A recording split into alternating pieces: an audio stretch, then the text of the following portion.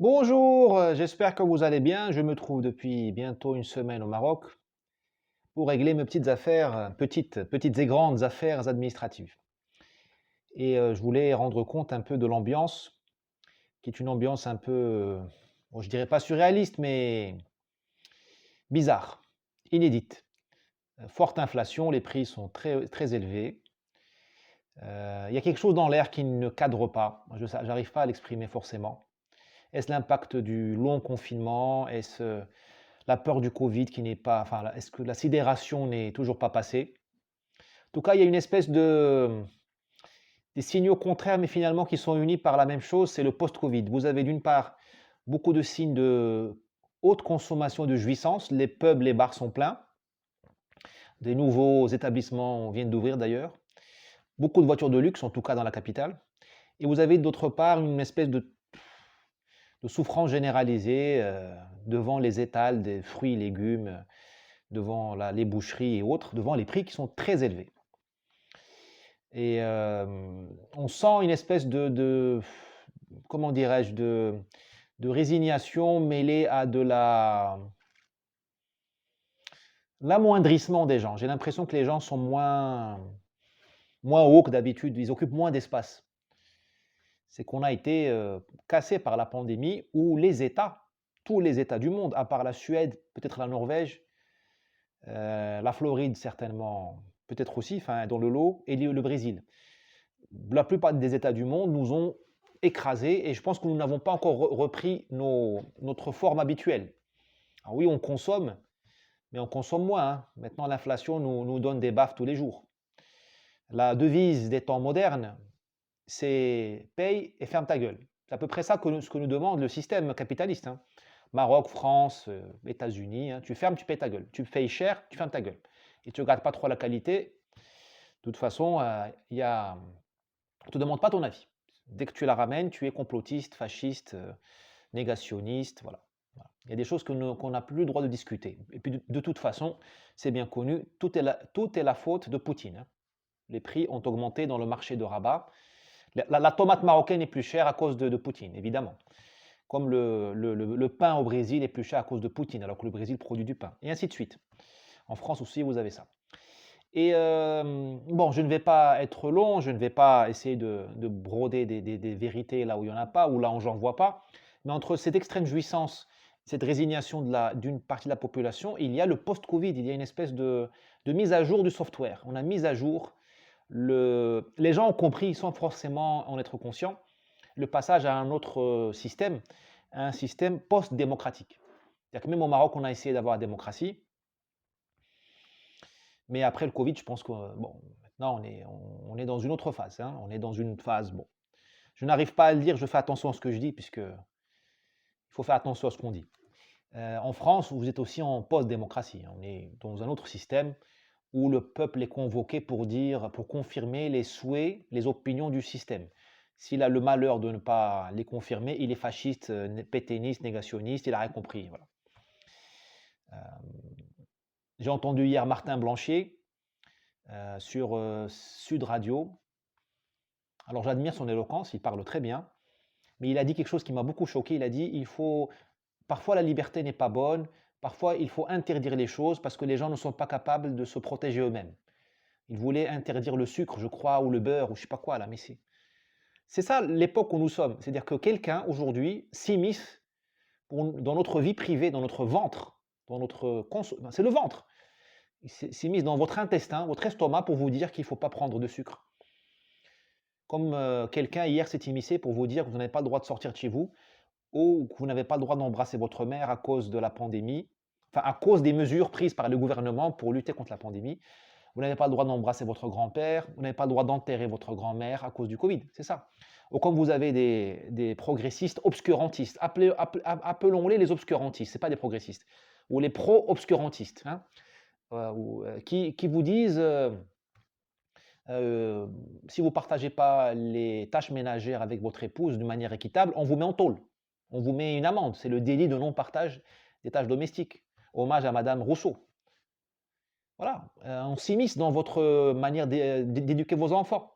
Si vous acceptez pas la transition de genre obligatoire, vous êtes tout de suite un fasciste pétainiste, on peut vous les enlever. Il paraît qu'au Canada, ils sont à ce point. On condamne les parents d'élèves, ou les parents tout simplement qui ne veulent pas que leurs enfants soient soumis à des transitions. Enfin, c'est le système qu'on a aujourd'hui, avec la collaboration, je ne me lasserai jamais de le dire, des grandes entreprises. La grande innovation de l'époque actuelle, c'est que la dictature, disons la post-démocratie, parce qu'on n'est pas encore vraiment en dictature, hein, je vois déjà venir je m'excuse de le dire comme ça, mais les abrutis qui n'ont pas, qui n'ont retenu du manuel d'histoire du lycée que Hitler et la moustache. Donc, tant qu'ils ne voient pas un Allemand qui érupte avec une moustache, ils ne croient pas qu'ils sont en danger. Voilà, donc je m'adresse à eux, en toute bienveillance, mais parce que la bêtise peut être guérie, mais il faut le vouloir, il faut se lever et ouvrir les yeux. Ça, on ne peut pas le faire pour eux. Donc, je leur dis, on n'est pas forcément en dictature, on n'a pas les Panzerdivisions dans la rue. Il n'y a pas de il y a pas de torture encore dans les casernes françaises, dans les commissariats français. Mais on n'est plus en démocratie, pour toutes les raisons que je vous ai décrites. Voilà, le post-Covid, il y a une communauté de destin finalement entre le Maroc et la France, entre l'Algérie et la France, entre l'Afrique et vous. Le peuple espagnol, le peuple français, le peuple italien, le peuple anglais, le peuple marocain, le peuple sénégalais, nous sommes tous face au même tsunami post-démocratique. Je fais attention à ce que je dis.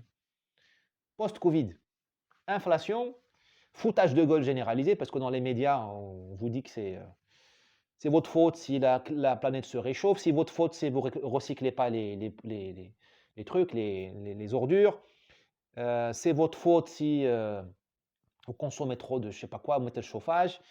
On vous raconte des slogans toute la journée. Ici au Maroc, c'est le développement durable, l'énergie verte, الطاقة الخضراء. Le développement durable, c'est التنمية المستدامة. Enfin, c'est des paroles creuses. Les mecs, ils n'ont pas de quoi. Enfin, les gens ont des problèmes pour boucler le mois. Et nous, on leur dit l'énergie verte, l'éolien, mais franchement. Et c'est la même chose que subissent les Sénégalais, je pense. Nos amis français, nos amis anglais, nos amis espagnols. Enfin, ce que je veux dire, c'est que personne ne nous défend.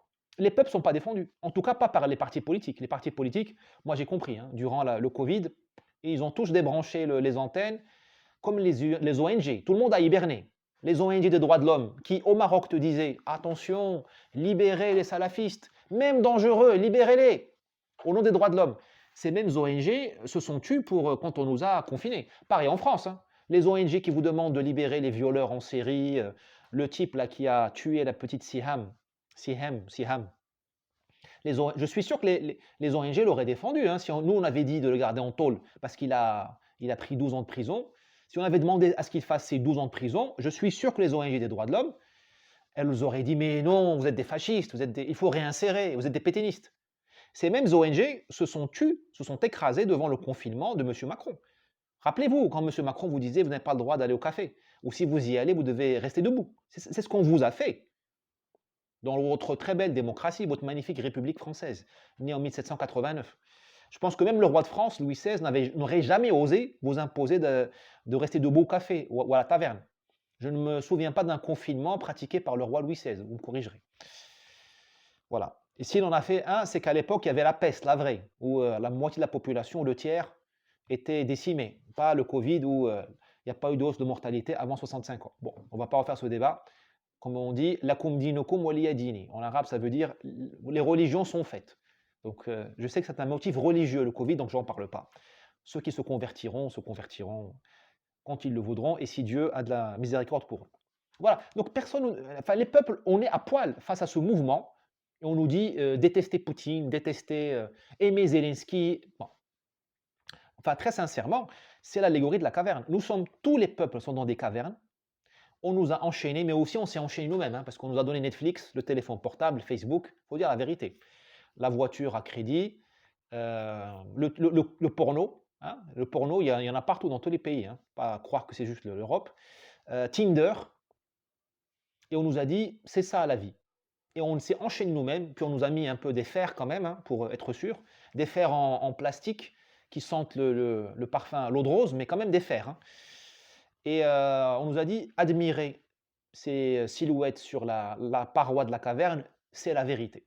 Les droits de l'homme, le développement durable, le réchauffement climatique, la banquise, l'ours polaire, les Grammy Awards, Beyoncé, euh, Poutine, regardez Poutine, c'est le monstre, c'est le mal.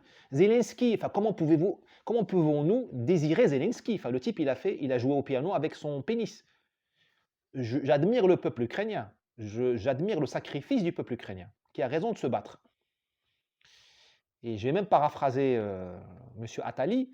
J'espère que les Français de 2023 auront le courage des Ukrainiens de 2023, d'aujourd'hui, pour défendre leur pays. Parce qu'il n'y a pas que l'Ukraine qui est envahie. D'accord? Hommage à monsieur, mes respects à M. Attali, notre philosophe du 21e siècle. Et celui qui nous a mis M. Macron au pouvoir. Hein. Et là, M. Attali se plaint, je l'ai vu hier sur un tweet, il se plaint du déficit budgétaire commercial français qui a explosé. C'est le pire depuis le début de la série statistique. Il a doublé. Et il dit, ah, attention, la France explose son budget. Mais je lui ai répondu sur Twitter, je lui ai dit, bah, vous avez intronisé M. Macron, bah, maintenant il faut payer les conséquences. Enfin, c'est pas... Enfin, nous les paierons tous avec vous, cher M. Attali. Nous sommes solidaires. Comme on dit en brésilien, on socialise l'onus, le déficit, et on privatise le bonus. Hein. Quand c'est les profits, c'est les oligarques qui les prennent, mais quand c'est le déficit, c'est toute la nation qui la prend. Mais on la prend, nous on aime être fouettés. Nous aimons ça, ça s'appelle le bien commun. Bon, donc voilà ce que je voulais vous dire. Nous sommes dans un nouveau moment, dans une caverne, nous sommes dans une caverne, nous sommes complices d'être dans la caverne, mais nous sommes quand même victimes. Et derrière, il y a des gens très intelligents qui allument des lampes torches et elles se reflètent, vous savez. Hein.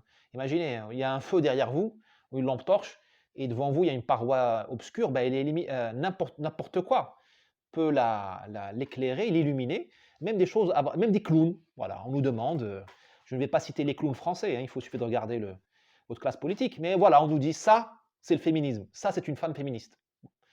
Ça, c'est la lutte des femmes. On vous dit, ça, c'est un député. Le type, il n'est même pas qu'à foutu de mettre une cravate ou de faire une phrase en bon français. On nous dit, ça, c'est un rappeur. Le type, il a des dents en or et il dit toute la journée nique ta mère. Donc c'est un sauvage. Il n'y a que les sauvages qui pratiquent l'inceste. En tout cas, qui le revendiquent. Qui le pratiquent et le revendiquent. On nous dit, ça, c'est un joueur de football. Le type, il passe sa journée à cracher sur la France. Bon. Ça, c'est un artiste. Le type, il ne sait pas faire de rime. Ça, c'est un journaliste. Au fait, c'est un lécheur de bottes, pour ne pas dire autre chose. On dit, ça, c'est un écrivain. Bon.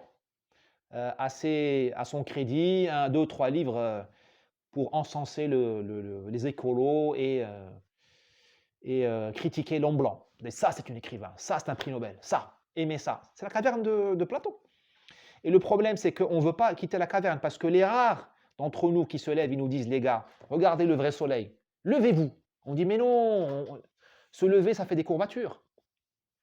Non, on reste comme ça. Et quand ils nous obligent à nous lever, et ils nous montrent le vrai soleil, qu'est-ce qui se passe? On est illuminé.